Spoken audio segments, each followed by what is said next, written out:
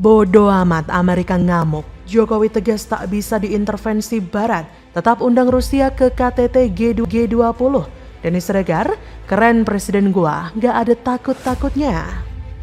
Certainly seen those reports, and the president has expressed publicly his opposition to President Putin attending the G20. We have welcomed the Ukrainians attending, or invitation to attend the G20. It is 6 months away, so we don't know how to predict. We can't predict at this point what that will look like. Our understanding, and of course you could confirm this with the Indonesians, as we have reached out to them privately, is that they did invite them before the invasion.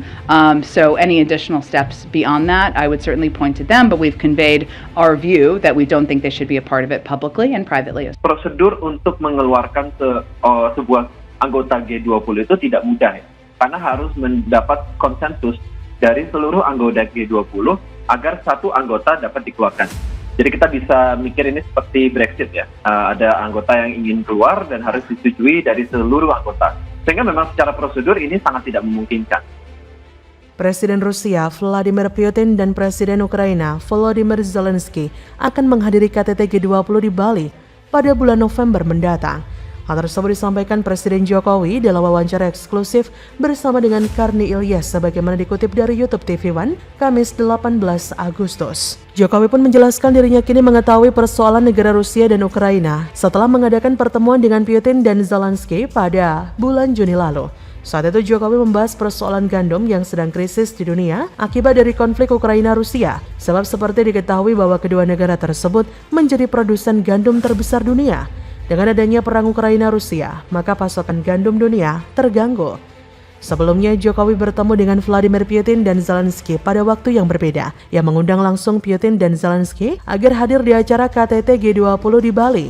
Putin dan Zelensky pun sudah mengonfirmasi terkait undangan Presiden Jokowi tersebut. Keduanya mengucapkan terima kasih karena telah diundang dan menyatakan bersedia hadir jika tidak ada kendala di negaranya masing-masing. Tetap diundangnya Putin dan Zelensky di KTT G20 mendapat respon dari pegiat media sosial Denny Siregar. Ia memuji Presiden Jokowi yang tetap mengundang Presiden Rusia Vladimir Putin dalam pertemuan KTT G20 di Bali nanti. Ia bilang langkah Jokowi tersebut sangat berani. Seperti diketahui, Presiden Jokowi tetap mengundang Putin di tengah kecaman Amerika Serikat dan anggota G7. Presiden Amerika Serikat Joe Biden telah memberikan pernyataan menentang kehadiran Rusia, tapi menyambut baik kehadiran Ukraina. Tapi tidak ada intervensi lain lagi. Jokowi tetap menyatakan Putin akan menghadiri KTT G20 di Bali pada November mendatang. Rencana kehadiran Putin diperoleh Jokowi setelah keduanya berkomunikasi lewat sambungan telepon pada Kamis 28 April malam WIB. Jokowi memahami KTT G20 menjadi katalisator ekonomi dunia. Jika membicarakan pemulihan ekonomi dunia, kata dia, maka ada dua hal besar yang mempengaruhi saat ini, yaitu pandemi COVID dan perang di Ukraina. Maka dari itu Jokowi juga menghubungi Zelensky. Ia mengundang Ukraina untuk hadir dalam KTT G20 mendatang. Tidak ada intervensi inilah yang menjadikan berakhirnya perang Rusia dan Ukraina semakin dekat. Presiden Jokowi ingin KTT G20 menjadi tempat negosiasi perdamaian dari kedua negara tersebut. Jokowi ingin menegaskan perang antara Rusia dan Ukraina harus segera berakhir. Menurutnya, perang telah memicu kenaikan harga sejumlah bahan pangan ataupun energi yang dikhawatirkan mengancam negara berkembang. Jokowi menekankan Indonesia mendukung penuh upaya rekonsiliasi konflik antara Rusia dengan Ukraina. Ia menyatakan Indonesia siap terlibat dalam proses damai antara Rusia dan Ukraina. Tidak adanya intervensi yang ditunjukkan Jokowi ini menjadikan blok barat malu sejadi-jadinya, karena blok barat yang dipimpin oleh Amerika hanya ingin menyetir Indonesia sebagai negara pelaksana G20 agar tidak mengundang Rusia. Tegasnya Jokowi membuktikan bahwa dia tidak mau disetir. Momen ini justru akan menjadi peluang emas bagi Indonesia untuk bisa menjalankan peran politik luar negerinya yang bebas aktif, berdiri netral bagi pihak manapun dengan peran aktif untuk menjalin kerjasama untuk mewujudkan tatanan dunia yang semakin damai dan sejahtera. Pada pertemuan G20 nanti, Jokowi ingin masing-masing partisipan tidak mengedepankan kehebatannya masing-masing atau rivalitas dan saling bersaing, tetapi menjalankan perannya untuk berkolaborasi dalam sebuah pertemuan yang indah. Sebuah peran kepemimpinan global bernuansa non-blok yang dapat Indonesia mainkan dalam momentum yang sangat baik ini untuk mengajak semua pemimpin bangsa-bangsa yang bertikai tak lagi meringis, memamerkan taringnya, dan bersedia meletakkan niatan bertarungnya lalu menggembosi nafsu berperangnya, digantikan dengan semangat kerjasama dan saling mengisi. Jadi bagaimana menurut Anda?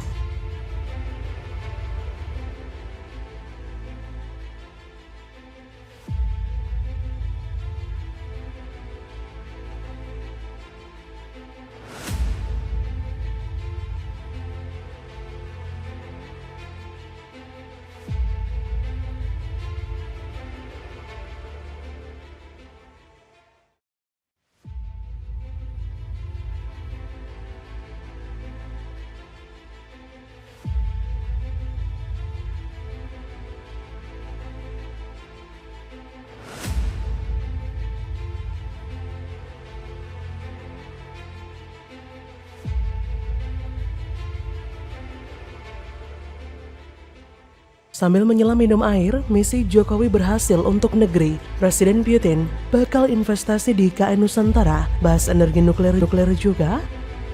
Harapan karena ini yang berminat terhadap ibu kota Nusantara ini sangat banyak, baik dari domestik maupun dari luar. Saya ingin beliau berdua bekerja dengan cepat, terutama yang berkaitan dengan kelembagaan segera diselesaikan. Tentu saja nuklir kalau dibandingkan dengan energi lain harganya lebih murah, sehingga mestinya bangsa kita mendapatkan manfaat harga listrik yang bisa lebih baik atau lebih kompetitif dibandingkan harga sekarang misalnya. Oke.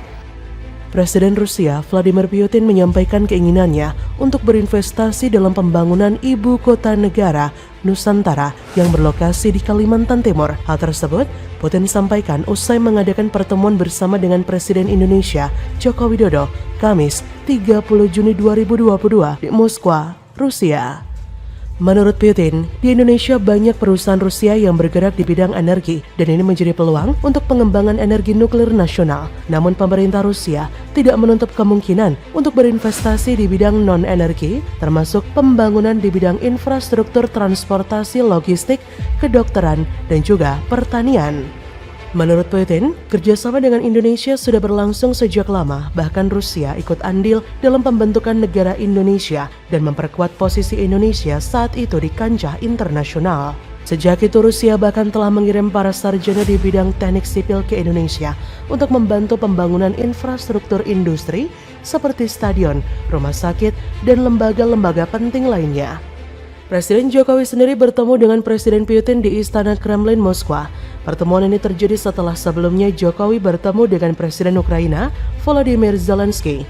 Tujuan utama pertemuan tersebut tidak lain membicarakan soal gencatan konflik yang terjadi antara kedua negara tersebut. Secara tidak langsung, misi perdamaian yang dicanangkan Jokowi berbuah hasil manis untuk Indonesia. Selain usaha mendamaikan kedua negara, Presiden Jokowi tak lupa menawarkan berbagai investasi kepada Putin dan Gayung pun bersambut. Presiden Putin sangat tertarik untuk melakukan investasi di IKN Nusantara, bahkan akan mendukung penuh pemindahan IKN Nusantara tersebut dengan menawarkan pembangunan infrastruktur dan lain-lain guna menunjang percepatan pembangunan di wilayah IKN Nusantara. Namun soal berhasil tidaknya meredam konflik antara Rusia dan Ukraina itu tergantung dari kedaulatan masing-masing. Presiden Jokowi hanya punya komitmen untuk menghimbau, memberi masukan terkait berbagai efek perang itu bila dilihat dari berbagai perspektif.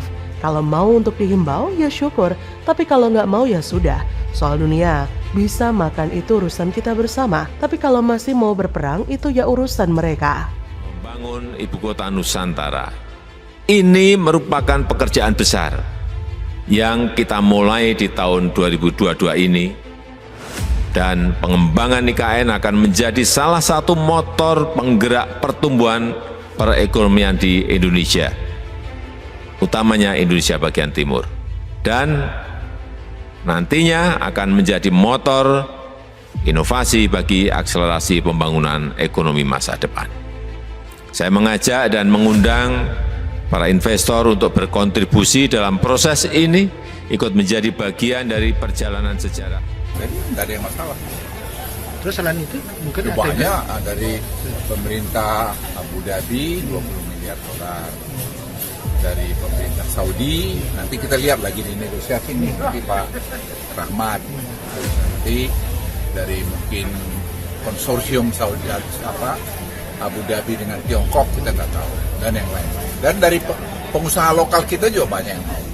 Ya. Kalau yang dari luar ada berapa negara kira-kira Pak yang investasi di IKN? Paling tidak yang saya tahu sudah 5 negara. 5 negara. Ya. Kalau yang minat lagi banyak. Banyak, kamu kan minat juga. Pak diberikan. Nggak usah terlalu reseh amat. Tapi harus. Sebagai sesama negara berdaulat dan menimbang posisi politik global, Presiden Jokowi telah menyatakan bahwa Indonesia tidak punya kepentingan apapun terkait perang itu. Presiden Jokowi hanya menyatakan sikap membantu atau sebagai perantara pesan, dan itu sudah tepat. Terkait perang Rusia-Ukraina, jelas yang paling tahu permasalahannya adalah kedua negara tersebut.